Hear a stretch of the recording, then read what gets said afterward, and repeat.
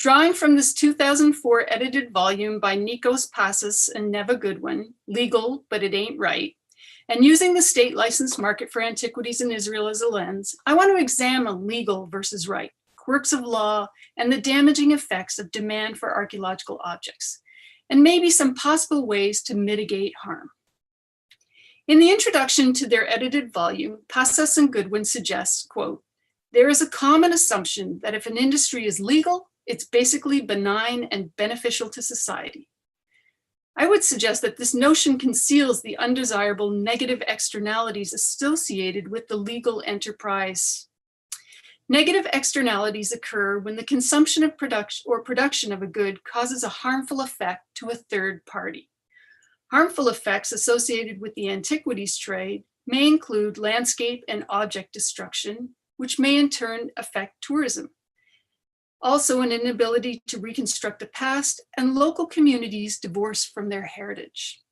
Society is impacted negatively because legal or illegal demand damages, if not destroys, much of the invaluable, intangible information connected to the artifact. And this is one of the sites that I work at with Austin Chad Hill and Meredith Chesson on the Dead Sea Plain in Jordan. This is the site of Baba Drah, which has by some been thought to be biblical Sodom, which we'll come into later. Many of you may be familiar, if not tired, of my reports on the legal market in Israel, but I'm going to provide a short recap for those who are unfamiliar with this work. In Israel and in a few other nations, it's legal to buy and sell and then export an antiquity. The Israel Antiquities Authority of 1978, which is a legacy of earlier Ottoman laws and British mandate ordinances and Israeli military orders, has a provision for a state-sanctioned sale of eligible cultural objects. Under the law, in order to sell antiquities legally, each year a dealer submits a request for a license to the Israel Antiquities Anti-Theft Unit, and that's the division charged with oversight of the antiquities market. Currently, there are some 50 plus licensed dealers by the IAA, and most are descendant from Israeli and Palestinian families that have been in business for generations. Dealers tell me that their identities within the social spheres of Israel and Palestine are entwined with traditional trade practices and networks of artifact exchange. In supplying the market with antiquities, dealers offer an invaluable service to the state by contributing to the tourism economy. They view themselves as culturally significant, but also fiscally and pragmatically essential. Interviewed dealers argue, quote, "If people want to buy a reminder of their trip to the Holy Land, then we should supply it to them. And in turn, we can make a living and support the economy. If I didn't sell this material, people would still loot archaeological sites and someone else would come along, get a license and sell the stuff to a tourist from America." And that's quoting Dealer 13. Most tourists want a memento of the Holy Land, and licensed dealers have items legally available to buy. To become a state-sanctioned dealer in the Israeli system, there's an associated licensing fee of around $1,000 a year. The approved business must display their license prominently, and it must not be expired. Dealers should not deal in fakes or in composites, and a composite is an antiquity consisting of different parts of other antiquities all glued together and then made to look old and sold as a complete thing. They must report all items of national value to the Israeli Antiquities Authority, who then make a determination on whether the item should be acquired for the national repository. In order to comply with the 1978 antiquities law licensing requirements, the dealer, Israeli or Palestinian, is required to submit an inventory of each item, assigning a unique number to each artifact in their holdings, which should be comprised of pre-1978 dealer inventories. The only way new archaeological material should be available in this market is through museum deaccessioning, so museums selling off some of their redundant or duplicate material, or inherited collections. So if you were the grandson of Moshe Dayan and inherited his collection, you could sell it on as a grandfathered in element of the law. Until recently, the registry was typically a handwritten ledger, like this one I have example here, or an Excel spreadsheet with vague descriptions of items like buff-colored pot, accompanied by a often hastily taken, purposely blurry image. In order to sell an item from the official shop registry, the dealer makes a request for an export license issued by the IAA. The dealer provides the unique number for the item.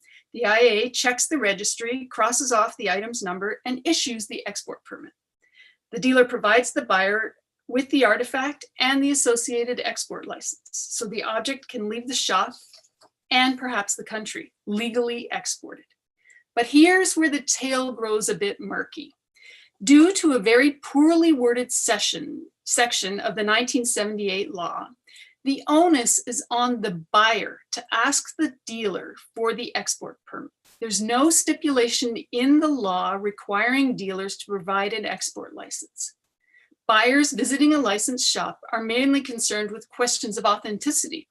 They want to know if the pot's real, if it's from the Holy Land, did someone from the Bible hold it? And those are all direct quotes.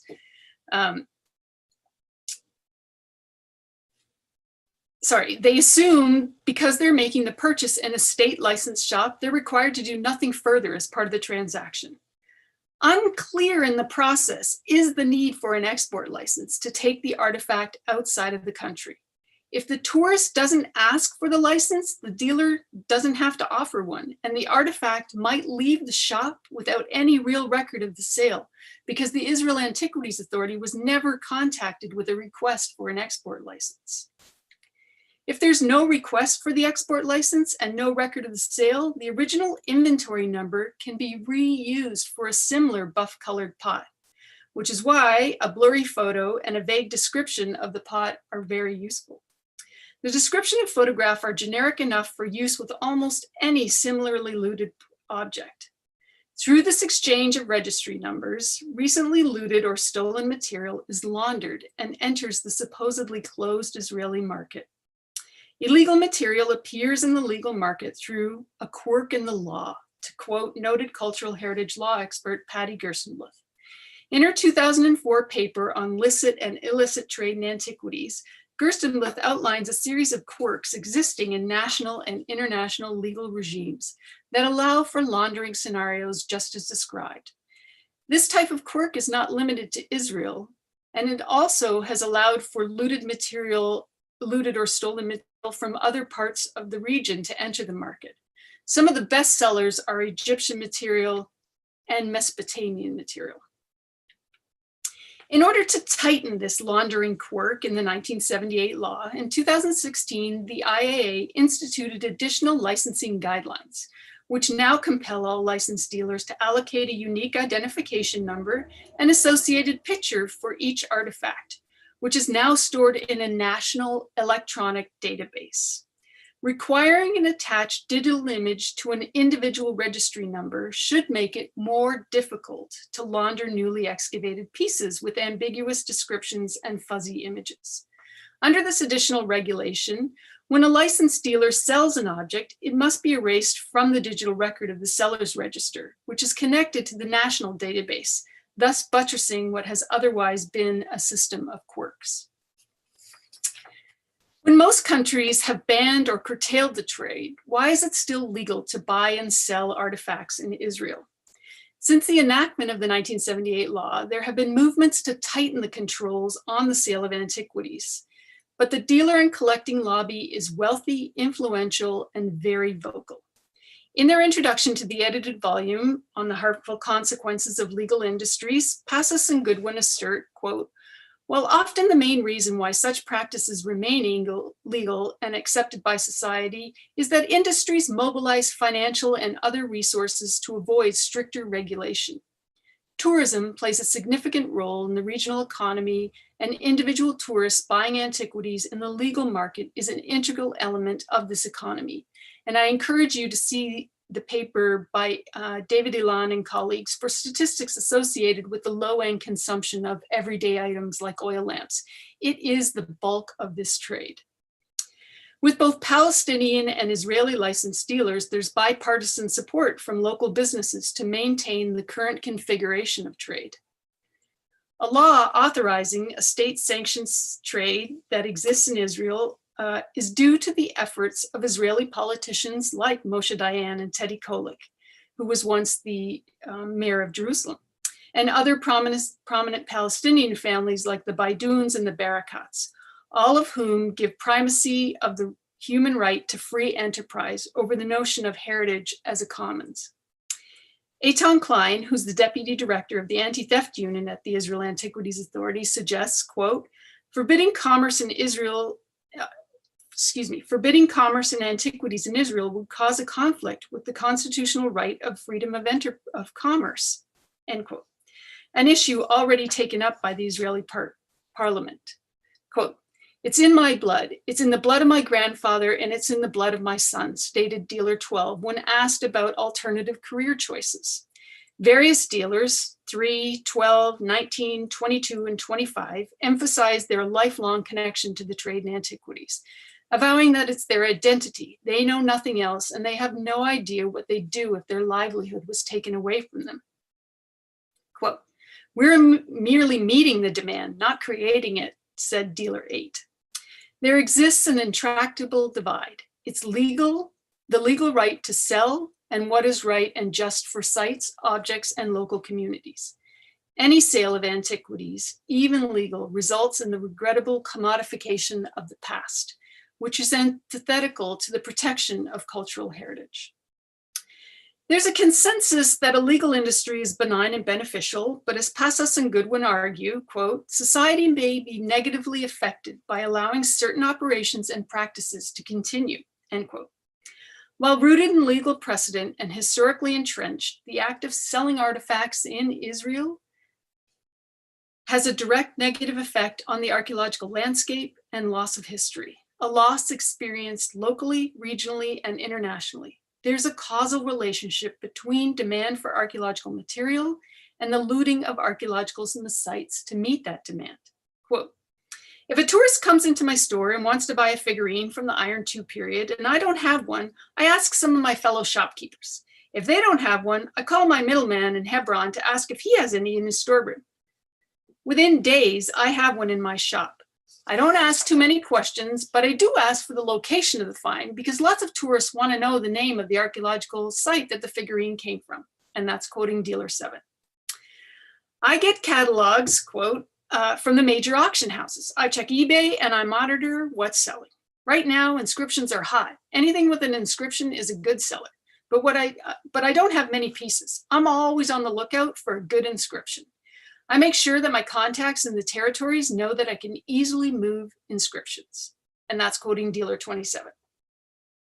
Ethnographic interviews with dealers reveal scenarios that confirm this tripart relationship between demand for a particular object, its appearance in their inventory, and the destruction at an archaeological site. While we might be sympathetic with the centuries-old operation of buying and selling antiquities, the selling of poorly documented or ungrounded, and here I'm using the helpful term of Elizabeth Marlowe, for artifacts with no backstory. So the selling of ungrounded artifacts by Israeli and Palestinian dealers is inimical to the protection of sites and objects in the region. The presence of looted artifacts in this marketplace is supported by the readiness of consumers to purchase these undocumented artifacts, either unaware or overlooking the problematic details of archaeological find spot, owner-object history, and the need for an export license. According to criminologist Simon McKenzie, negative externalities occur when corporations place some of the costs of their profit-seeking activity onto society. The corporation, in the form of the licensed dealer, and here that is the blue area in the center, the distribution sector, places the negative cost of a looted landscape in the quest of an artifact on society.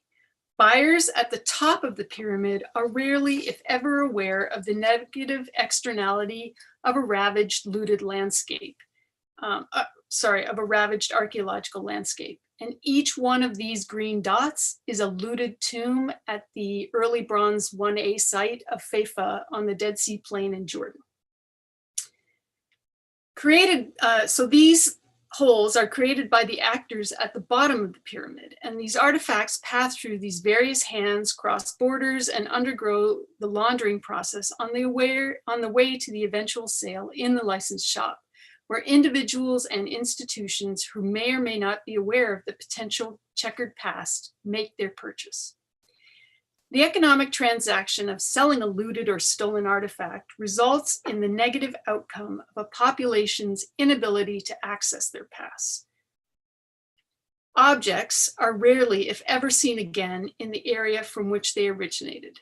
Even if they are seen again, the loss of associated archaeological, historical, and intangible information is irretrievable. These items are forever divorced from their origin stories. In their defense of the Assyrian relief sale, the Virginia Theological Press release states, quote, "In the end, the trustees felt that the cost of maintaining the entire collection would pull resources from our primary mission to educate lay or ordained leaders for the Episcopal Church," end quote. This is an explanation which fits neatly into the classic collecting paradigm of buying or selling the past to save it. Here employed by VTS in defense of their decision to sell the relief legally. VTS also declared that proceeds of the sale would underwrite the bicentennial initiatives, such as the Vocation Scholarship Fund, which is making residential seminary education more accessible to candidates who reflect the changing face of the Episcopal Church. So students, international students, students of color, and second career students would be benefiting from the sale of that antiquity. Funds would also be used for conservation and display of the remaining pair of carvings. Through the statement, VTS asks us, the public, to acknowledge, sorry, there's a big truck up there, asks us, the public, to acknowledge their altruistic act in selling the antiquity, because first, they admit that they can't adequately care for the piece, and second, the monies that are generated from the sale are going to be dedicated to a diversity scholarship fund. The declaration of benevolent motives and outcomes obscures any discussion of the original ownership, nor does it acknowledge the direct link between the legal demand of archaeological objects and the destruction of archaeological sites and monuments. While VTS is legally entitled to sell their artifacts, it seems they did not consider the full ethical consequences of their decision. For instance, might the sale contribute to a heightened interest in material from the region, which could result in more looting in Iraq? The problem with looting in Iraq is well documented, but recent studies have also demonstrated the connection between the demand for archaeological material with murky or undocumented pasts available in legal market and terrorist financing. Scholarly research and ethnographic accounts, and here I would direct you to the work of Neil Brody and Isber Sabrine on Syrian looting and theft. US congressional and NGO agency reports all provide evidence for the link between the looting of archaeological sites in Syria and Iraq and the funding of Daesh. We only need to look at all of these headlines to see the evidence is mounting on claims regarding the funding of terrorist organizations and the sale of undocumented artifacts. Whatever the true estimate of the scale of this trade, buying undocumented artifacts from the Middle East is funding terrorism, and that includes material on the Israeli market. In the 9/11 Commission report, it's claimed that Al-Qaeda was anticipating that its accounts would be frozen after the September 11th attacks, and they sought to safeguard their finances by sinking money into a diverse portfolio, which included antiquities. Antiquities can be easily hidden, hold their value, and remain untraceable, so that reports of a connection between antiquities, the trade in antiquities and Al-Qaeda should come as no real surprise. Hijack ringleader Mohammed Atta approached a German art professor about peddling Afghan antiquities. Germany's Federal Criminal Police Office reported. Atta's reason was reported in Der Spiegel magazine of wanting to finance the purchase of an airplane. Mounting evidence of the ongoing connection between looted antiquities and terrorist funding prompted the FBI to issue a very rare warning to potential buyers or potential owners of Middle Eastern material, and cautioning buyers to keep in mind that antiquities from Iraq remain subject to sanctions, and purchasing an object looted or sold by the Islamic State might provide financial support to a terrorist organization and could lead to prosecution. Do reports and analyses connecting the antiquities market to terrorism and Daesh and Al-Qaeda in particular suffice to alert the collecting public to the illegal elements involved with the purchase of a Gandharan head? Or in this age of the economic instability, are art and antiquities the next hot investment, as Time touted in December 2007? Or as potential investment and then donation, as my undergraduate alumni magazine recently trolled? What can be done to mitigate these harmful effects? One way to ensure that fewer items with little or no backstory are available in the legal market is to encourage and to reward robust due diligence by creating smarter collectors. Buyers who eschew items without complete history and accompanying paperwork. After years of archaeological fieldwork in Mali and encounters with looting and a robust market for archaeological objects from the region, anthropological archaeologists Roderick McIntosh, Taraba Togola, and Susan Keach McIntosh outlined a series of characteristics of what they term a good collector. Good here could be exchanged with ethical, responsible, principled, or honorable. The good collector concept engendered a lot of discussion, as the basic premise was not to eradicate collecting, but rather to advocate for better collectors who ask for all of the associated information about the object under consideration, and those who refuse to purchase if the story is not complete. The market in Holy Land antiquities has endured for centuries, even millennia. It will not end no matter how foolproof the legal procedures become. The ongoing lure of material from the Middle East means that it's unrealistic and naive to think that a complete moratorium on collecting will succeed. Here, we need an evolution of attitudes in creating a smarter, more ethically discerning collectors, which would see buyers at the very least routinely asking for export license, and at the best rejecting items that don't have any associated archaeological find spot and owner history. In order to change consumer practice to a more ethical entity of collecting, grounded in stewardship, some have suggested the imposition of financial, legal, and societal consequences for participants in the market for undocumented antiquities. To de-incentivize the undiscriminating collector, they should be held accountable for the negative effects on the archaeological landscape and objects and thefts from museums, which are the direct result of demand. And here I would encourage you to see the work of Larry Rothfield for a discussion of a pollution tax on those who buy items with insecure background and a lack of associated documentation. Simon Mackenzie argues that typically individuals and institutions don't set out to acquire illegal antiquities or to conduct unscrupulous activities, but sometimes they're misguided, misled, or even unaware. An emphasis on informed and thoughtful, more ethically conscious collector is a start to, quote, fostering a new culture of collecting that focuses on the full story that object can tell us, end quote, as Gerstenbluth suggests.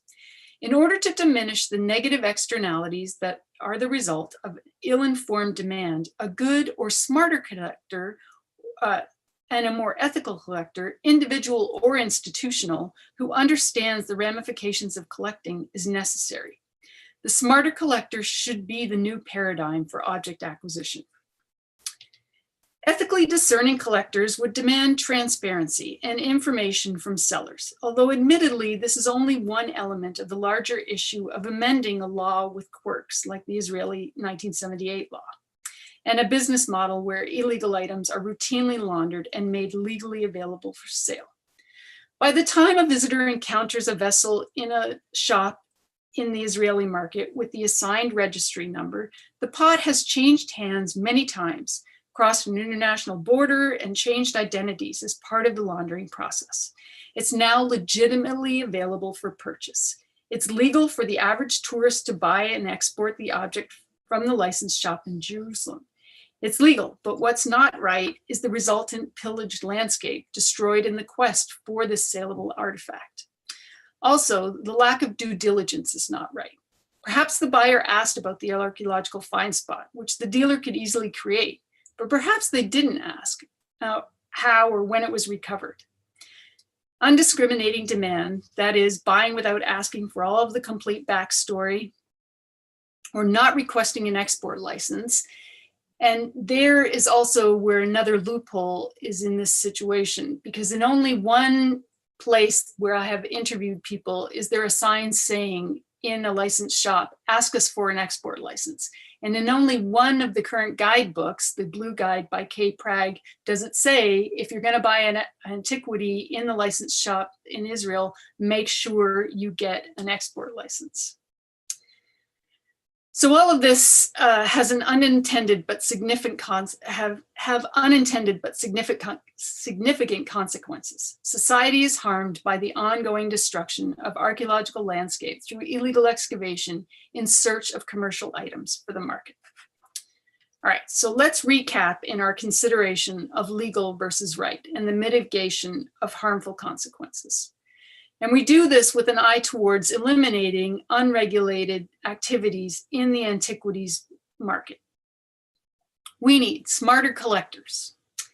We need a tightening of legal loopholes and quirks in existing national and international legal regimes. We need inter and intra-agency cooperation on border control and oversight of import-export of materials. I didn't go into that as much today, but I'm happy to talk about that in the Q&A. We need to really consider the problem of partage. We need further examination of the systemic injustice in earlier law, the legacy of occupation, imperialism, and colonialism.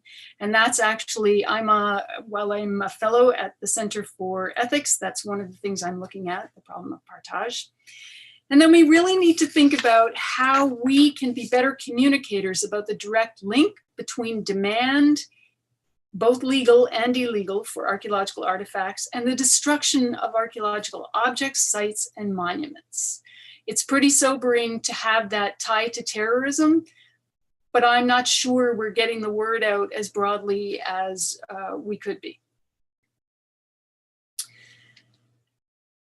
The consequences of demand are things like this: the looting at the EB1A site of Faifa on the Dead Sea Plain in Jordan. All of those divots are looters' holes. I showed you the map with the green dots. This is a close-up of this.